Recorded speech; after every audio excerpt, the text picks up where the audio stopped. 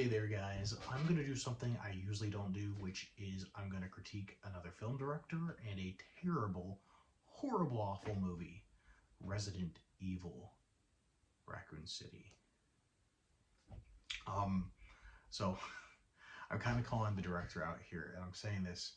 First off, anyone that doesn't know me, I'm a professional film director. I work full-time in the film industry. I have a very well understanding of how the studio system works, how working in independent films work, how working in different categories from reality to scripted content works. I have a feature film that's been completed that's coming out shortly.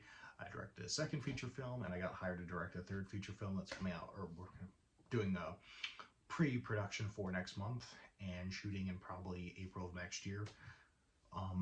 I also did a very well-received Silent Hill fan film, so I know how to deal with content that isn't my original scripted work, working within other people's universes. So that's my backstory. I'm not like most YouTubers. I'm not saying I'm better than anybody else. I'm just saying I legitimately actually work as a film director and have an understanding of how production works. The director that was chosen for Resident Evil was a terrible choice. I'm putting photos up and images and probably videos right now over my face. That's our Silent Hill project. You see how good I did at casting the actors that actually look like they belong from the video game? And let me fill you in on something, inside story. We shot my project with a skeleton crew on less than $5,000.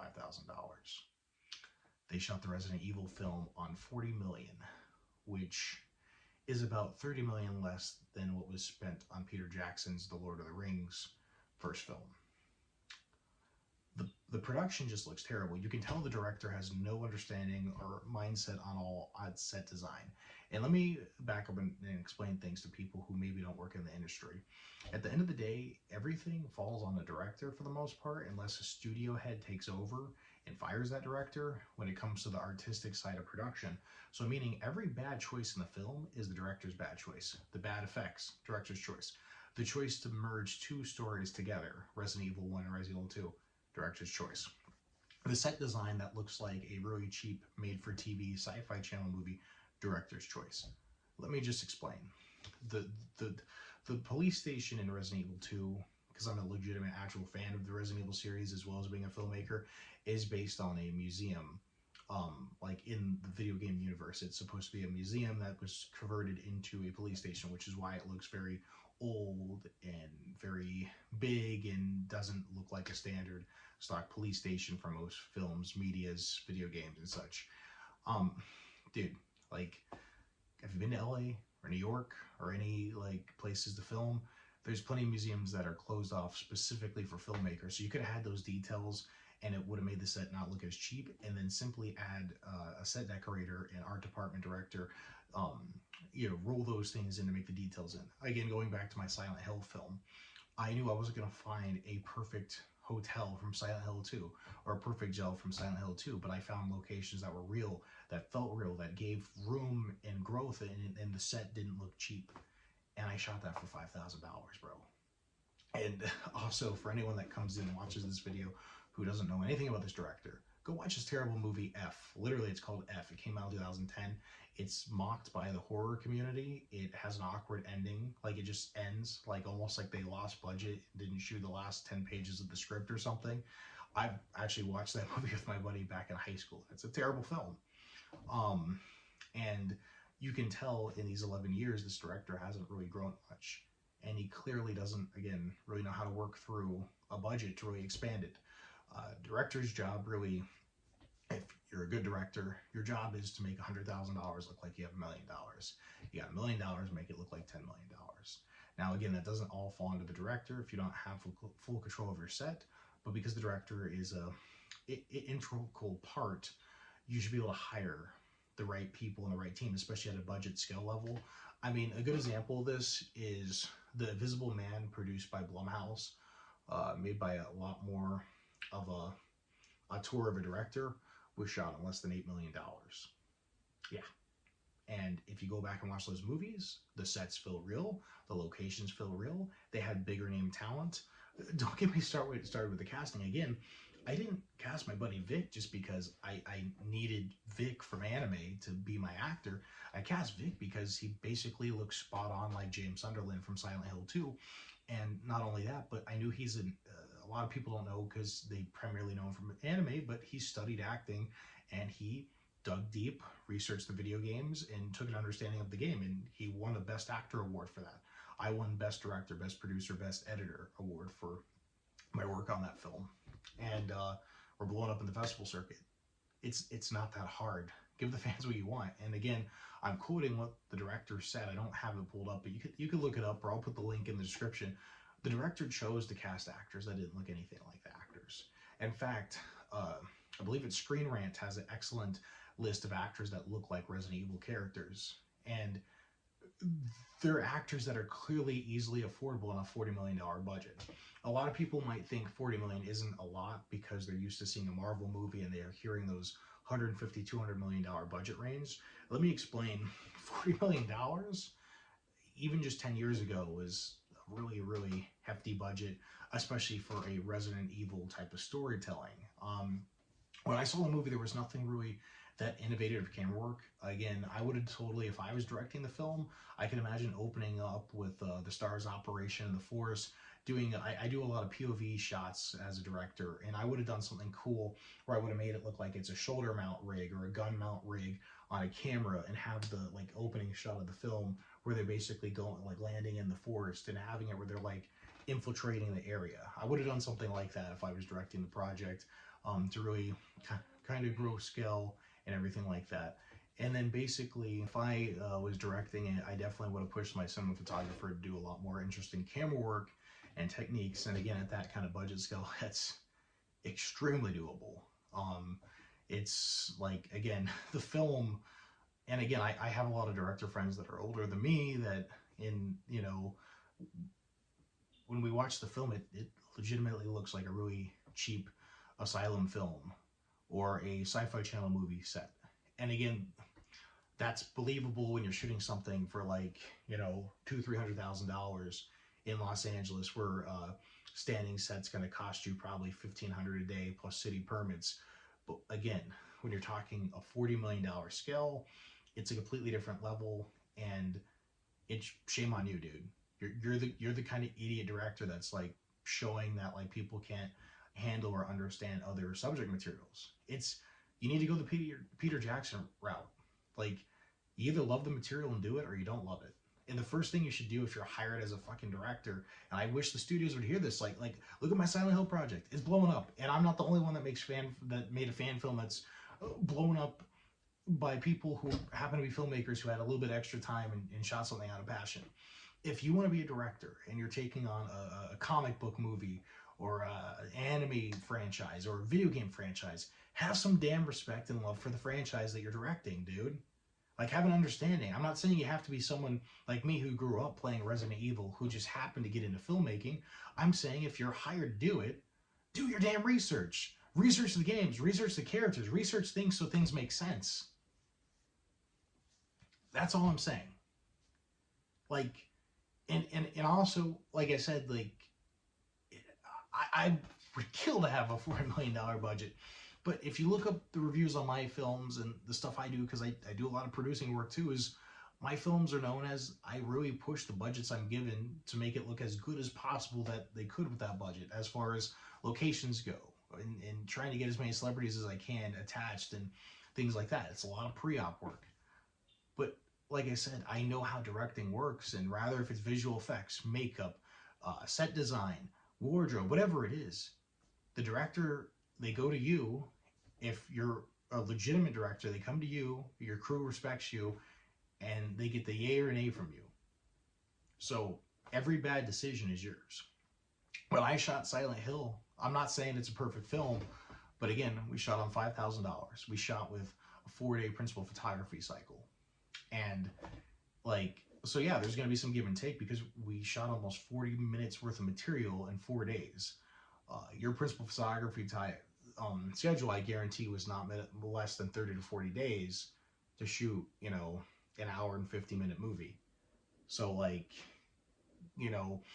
some of the issues that people clearly pointed out in Silent Hill, and I'm fine with that. There was like 2 times in the film they saw a mic shadow or a camera shadow from movement. Again, it's because we're shooting 40 minutes of, well, the script was like 32 pages. We're shooting 32 pages of the script in 4 days. So you're not going to be able to overlay all that stuff. You're not going to, there's some of the time where you have to go. But for the budget, time restraint, we made it look as good as possible, basically. You had $40 million, and I guarantee you were hired to direct this thing probably over a year ago. Or, well, no, principal photography ended about a year ago. So I'm sure you were hired to direct this, if I'm guessing, for the stuff I've been hired to direct. I guarantee you were at least hired sometime in 2019. So you had a year, probably, to do proper pre-production, proper planning. You had essentially an endless budget to find the best damn cast that you could want in your film. And again, I will put that link below, and that's a 2-second search. And you don't have to go by Screen Rant. I'm saying there's actors that look way better like Leon. And I'm sorry, your actors, there was no one that shined. There was no one in just everything. Even the first zombie appearance at the mansion. Like how, that's such a prominent moment from the video game. And the lighting was still. The acting was okay. Nothing really was that incredible. Costumes looked like cheap cosplays that like you get off of Amazon for like $100.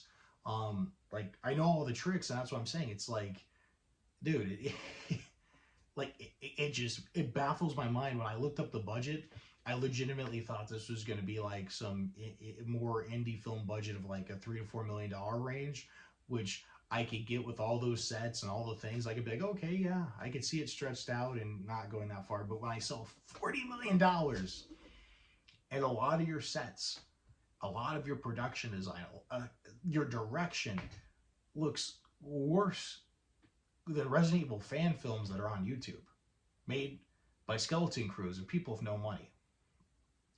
When my Silent Hill project, made on basically nothing, with a 4 to 5 man crew, with 4 days to shoot the main principal photography, and schedule with all the locations because I had to direct, produce, and write the thing. And we had a better looking actor that's winning awards for his performance playing James Sunderland, which is definitely more of a psychological role than Leon Scott Kennedy, to understand the girth of the character. If we could do that on YouTube with no money, what is your excuse? Like, and again, anyone that knows this director, anyone that's coming out that's trying to defend him, watch his other movies. You'll see it's a shine with that director. It's not, you can't just blame the studio on this one, folks. Like, say what you want about the original Resident Evil movies, which they were garbage too, but the director was trying to go for something. He was trying to go for a style and vary that early 2000s, late 90s Blade over-the-top action kind of style. And it made a lot of money, made it profitable. Was it creepy or horror Resident Evil at all? Absolutely not. But my point is the director was making what he wanted to make. It's like hating Michael Bay for hating, for Michael Bay movies sucking. He's making the movies he wants to make. This director was trying to make a horror movie, and he failed horribly. He tried to make scenes that were very emotional, and he failed horribly. He tried to work with his art director and reproduce sets from the video games. He failed horribly. He tried to cast the best actors to fit the roles. And there's memes about it, how bad he felt horribly. Like, dude, Capcom. There's people like me. There's other directors out there that our movies are coming out, we're coming up, and the cool thing is we're young, we grew up on these franchises, we understand it. Just like people from the 70s and 80s grew up on the comic books, I grew up playing Resident Evil. I grew up playing Zelda and Silent Hill and stuff like that. We're the filmmakers that are going to make you an Iron Man. And that's not an understatement. I'm saying you want your video game franchises to truly be loved. You want to know why the first Silent Hill feature film was taken where fans decently liked it, whereas the second one sucked? They hired a director, let me tell you this, who loved the franchise they were making a project on, who understood the characters, the atmosphere, the storytelling. And again, it's the same thing with Silent Hill, the first movie. I'm not saying it's perfect as a Silent Hill fan. I mean, they kind of completely screwed up the story and made the main character a side character in his own story. But I'm saying the camera shots, they were very Silent Hill. They went with a lot of twisted camera angles. I tried to do that with my Silent Hill film. I didn't copy that director. I did my own style on it. I did a lot of breaking the fourth wall. I did a lot of POV shots. I did a lot of heavy movement. But my point is, I wanted it to feel like Silent Hill as much as possible. Just like that director from the first movie from, I believe, 2006 did. Whereas the director of Silent Hill Revelations didn't understand the content. He shot it more like a standard horror movie, and it was a terrible result. Like, I'm sorry, bro. I know you probably won't see this, but you fucked up, man. And, like, you probably won't be hired for a big budget because I don't think your movie's going to make profit. But, like, it's not. And if it goes online and you guys blame COVID for it, it's not. It's because the fans are pissed, because it doesn't look anything like Resident Evil. It's because you can tell the director at the helm, the captain of the ship, doesn't have a heart or soul for the project he's making. You want to make someone to make a fan project, or, well, technically it's the canon film, or, you know, someone who's hired, like I said, to make a comic book movie or anime film or anything like that. Hire a film director who has experience, who also, the other magic material, has a love and appreciation for the project that they're getting into. And if the first thing they say out of their mouth is, I like it, but we need to change this, this, and this, and this, fire them, have security escort them off the set lot, and get another director in there. Because they will fuck your movie up, and it won't make a profit, and it won't make a budget. But what do I know? I'm just a film director who's directed numerous content, done commercial work, did a highly successful fan film myself. I'm doing another fan project next year with the anime community. Like I said, I got my feature coming out, another feature that's in post, and then a third feature I got hired to direct. So I don't know, maybe I'm just a crazy lunatic man on the internet, but, like, I'm just saying this from one filmmaker to another. Dude, if you're hired at that budget scale, even if you've never played a Resident Evil movie before, get in the head in the game. Play a couple of games. Read articles online. Understand the subject material. Again, when I did Silent Hill, I played Silent Hill 2 years ago. And I loved it, but it was quite some time since I played it. So I replayed the game. I watched articles on how the characters tick and why is their character stories like this. Because I knew I was making essentially a 30-minute film from a 6-hour video game, so I knew there was going to be some give and take. And I added some of my own director elements, my own heart and soul into it, Twilight Zone elements. I cut different characters down. I added a lot of creepy atmosphere that was from my own fears, but I still kept it Silent Hill as fuck. And the fans loved and appreciated that, and it got me a lot of recognition and awards and festivals as a director because I was putting my own touch into it, but I was still keeping it Silent Hill. Again, you're a director. You can add your own touch. You can do your own thing, but keep it Resident Evil, bro. Keep an understanding, a ground line feel for the Resident Evil franchise, or you'll have the fans hate you. You'll have your film flop because of bad word of mouth. Dude, when Silent Hill came out, the first week we got about 20,000 views, and then someone saw it, and then we got boosted on over 13 different websites on the same day across the world. Today I woke up and found out on Twitter we just got another review. We're being talked about by YouTube channels all over the place because it was done with heart and soul, and the fans accepted that I changed some things. They accepted that I added a lot of elements from other things I like the Twilight Zone, and that the script isn't one-for-one for Silent Hill 2. Because I knew I couldn't physically do that story justice in a 30-35 minute time frame. But your film, it's like you basically took the first 3 games of Resident Evil, put their plots in a bottle, jerked it off a little bit, and shook it up, threw it on a wall, and saw what stuck. Your film was terrible, bro. It was trash. You might as well have just gotten gasoline, went to the studio lot, and burned $40 million. Because I'm betting you online right now, your movie's not going to make profit. You're not going to be asked back to do a sequel. You're done, bro. Like, it sucks. And all you had to do is put your heart and soul into a project that you're hired for. And let me tell you people something that a lot of people don't know what directors get paid. Typically, you're going to get paid about 5% of the production's budget. So yeah, there was no excuse like, oh, well, he wasn't getting paid enough or whatever. No, no, no, no. You get paid you have a $40 million budget and your paycheck's 5% of that. That better be your fucking life. I mean, even if you got a wife and kid, you better tell them, sorry, honey, I need to focus on this because I need to Spielberg the hell out of this and make this look super good so I get hired on future projects. When you're at that budget level, your family's going to understand you're going to be busy for a while. And guess what? You're going to be able to pay your bills and take care of everything. And I'm sure if your film did good, I'm sure there's even a royalty contract. Realistically, most directors, probably got a point or two in the back end. So it's in your best favor for your production to make profit too. But again, I don't know what you're thinking. This movie was terrible. Don't see it. Don't support it. If you're a Resident Evil fan, you will be disappointed. And again, it all falls under the director because I know what it's like to be a film director. At the end of the day, everyone points at you and they're going to ask you, what do you want? Is this good? Is this effect good? Is this makeup good? Is this acting good? Is this costume right? Is this set right? You fucked it all up, bro. Anyways, this is Colton. I'm not going to make these normal videos, but I had to because as a Resident Evil fan, I was pissed.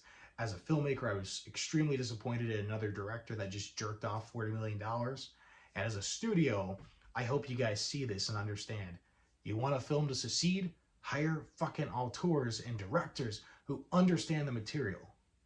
And they will make it a kick-ass project. Konami, my phone number is still available if you guys want to hire me to do the Silent Hill movie, because we're blowing up online. But anyways, till next time, this is Colton Dietz, out. Later.